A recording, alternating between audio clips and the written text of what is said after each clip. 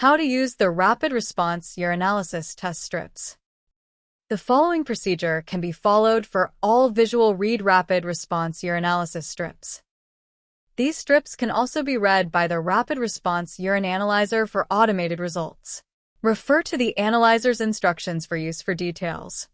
Before you start, check the expiration date on the canister label. Make sure the canister is sealed and undamaged.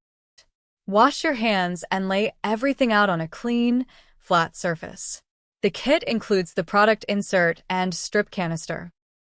Tools not included are a timer and a clean specimen collection container. Step 1. Collecting the specimen.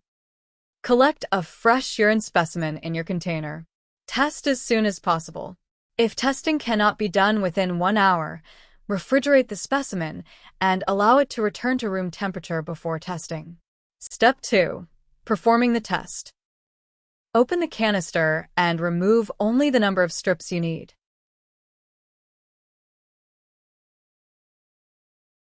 Do not touch the reagent areas on the strip. Close the cap immediately and tightly to protect the remaining strips from moisture. Completely immerse all the reagent areas of the strip in the urine specimen and remove immediately to avoid dissolving reagents. Run the edge along the rim of the container to remove excess urine. Then hold the strip horizontally and blot the long edge against an absorbent surface, such as a paper towel, to prevent chemicals from running between pads. Step 3. Reading the results.